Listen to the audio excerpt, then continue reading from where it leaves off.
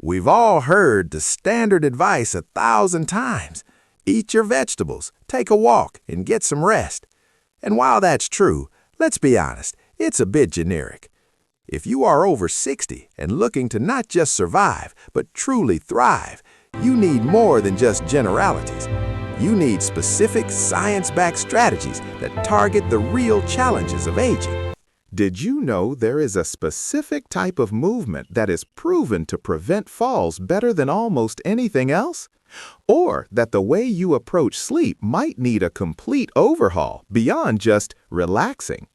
Today, we are diving into 5 lesser-known but highly effective longevity tips specifically for the over 60 crowd. These aren't old wives' tales. These are research-backed methods to keep you independent, sharp, and happy.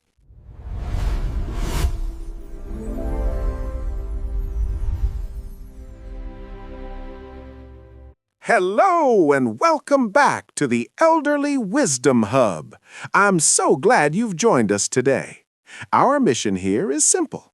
We want to provide you with practical health tips, life wisdom, and the encouragement you need to age gracefully and autonomously.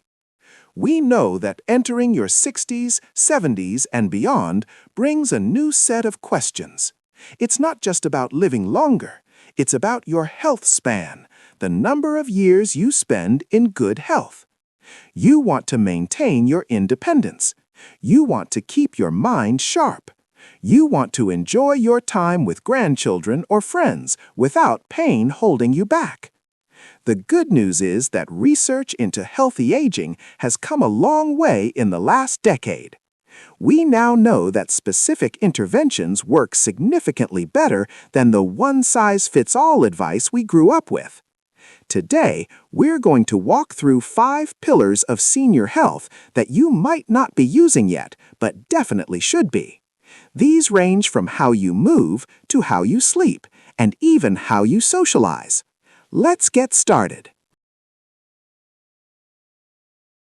Our first tip is about stability. One of the single biggest fears as we age is falling. It changes how we walk, how we move, and even how often we leave the house. It creates a cycle of fear. You're afraid to fall, so you move less, your muscles get weaker, and your risk of falling actually goes up. But the research points to a specific solution that outperforms almost everything else: Tai Chi. Now, you might think of Tai Chi as just slow-motion karate or something people do in the park for relaxation, but scientifically, it is a powerhouse for fall prevention. Multiple randomized controlled trials, including studies published in major medical journals, have shown that regular Tai Chi practice significantly cuts fall risk. Some studies say by as much as 50%. Why is it so effective? Because it trains your proprioception. That's your body's ability to know where it is in space. Unlike walking on a treadmill, which is a linear, repetitive motion, Tai Chi forces you to shift your weight, rotate your spine, and maintain balance on one leg in a controlled, slow manner. It strengthens the stabilizing muscles around your ankles and knees that often get neglected in standard exercise. If you have arthritis, there are specific Tai Chi for arthritis programs that are gentle on the joints while building that crucial strength. You don't need to be a martial arts master. Even practicing 15 to 20 minutes a day can drastically improve your confidence on your feet. It's about turning fear into stability. Moving on to tip number 2. Let's talk about strength. We lose muscle mass as we age. It's a natural process called sarcopenia. If we don't counteract it, everyday tasks become difficult. But here is the secret. You don't need to join a CrossFit gym or lift heavy iron to reverse this. Research highlights the effectiveness of simple, supervised home-based strength programs, specifically protocols like Otago or Vivifrail. These are fancy names for a very simple concept: structured, light resistance exercises done 2 to 3 times a week, focusing specifically on the legs and hips. Think about your daily life. What do you need to do? You need to get out of a deep armchair. You need to step up a curb. You need to carry groceries. These programs focus exactly on those functional movements. For example, simply practicing sit-to-stands, rising from a chair without using your arms, strengthens the quads and glutes massive amounts. It mimics the exact movement you need to maintain independence. Another key move is the heel raise, going up on your tiptoes while holding a counter for balance. This strengthens the calves and helps with walking speed. Research shows these specific home-based programs improve walking speed and independence more than generic advice like just stay active. Staying active is vague. Doing 3 sets of 10 leg lifts while holding your kitchen counter is specific, and it works. Now, let's address the elephant in the room, or rather, the elephant in the bedroom: sleep. How many of you struggle to stay asleep through the night? As we age, our sleep architecture changes. We spend less time in deep sleep and wake up more easily. But before you reach for a pill, which can increase your risk of falls and grogginess, look at the research on CBTI. That stands for Cognitive Behavioral Therapy for Insomnia. We often hear about sleep hygiene. Don't drink coffee late, keep the room cool. That's good, but for chronic insomnia, it's often not enough. CBTI goes deeper. It retrains your brain's association with the bed. One core principle of CBTI is called stimulus control. Here is the rule. If you can't sleep after about 20 minutes, you must get out of bed. Go to another room and do something quiet, like reading a book. You don't lay there tossing and turning, because that teaches your brain that the bed is a place for worrying, not sleeping. You only go back to bed when you are actually sleepy. It sounds counterintuitive to get out of bed to get better sleep, but studies show that age-adapted CBTI produces large, durable improvements in sleep quality. It helps you consolidate your sleep so you spend more time asleep while you're in bed, rather than spending 9 hours in bed but only sleeping for 5. If sleep is your struggle, ask your doctor specifically about CBTI. Let's move to the mind. We all worry about cognitive decline. We do crossword puzzles and Sudoku to keep our brains sharp.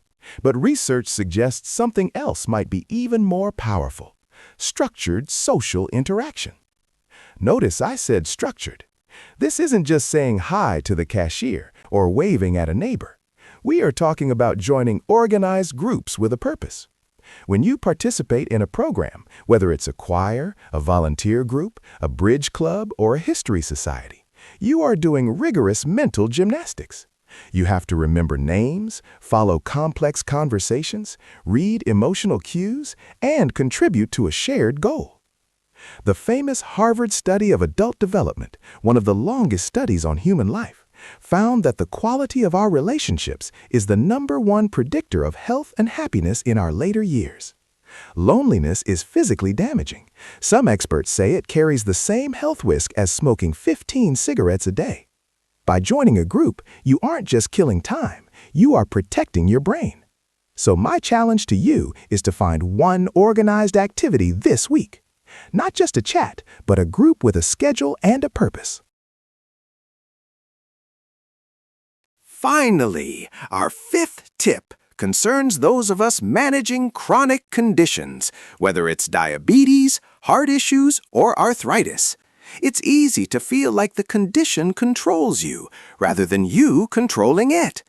The research points to the immense value of chronic disease self-management programs. These are usually 6-week, peer-led courses, often developed by universities like Stanford. Why do these work better than just seeing your doctor? Because doctors treat the disease. Self-management groups treat the life with the disease. In these groups, you learn from peers who are in the same boat. You learn practical hacks for medication adherence, communicating better with your healthcare providers, and handling fatigue and frustration. Evidence shows people in these groups end up with fewer symptoms, better medication compliance, and fewer hospital visits. It shifts your mindset from being a passive patient to an active manager. You become the CEO of your own health. So there you have it. 5 science-backed pillars to help you thrive after 60. Tai Chi for balance, home-based strength for mobility, CBTI for better sleep, structured socializing for your brain, and self-management groups for your medical autonomy. Aging gracefully isn't just about having good genes, it's about having good strategies. You have the power to change your trajectory today. If you found these tips helpful, please give this video a thumbs up. It really helps our small community grow and reach more people who need this information. And don't forget to subscribe to the Elderly Wisdom Hub for more practical, research-backed advice on navigating your best years. Which of these 5 tips are you going to try first? Let me know in the comments below. I'd love to hear from you. Stay healthy, and I'll see you in the next video.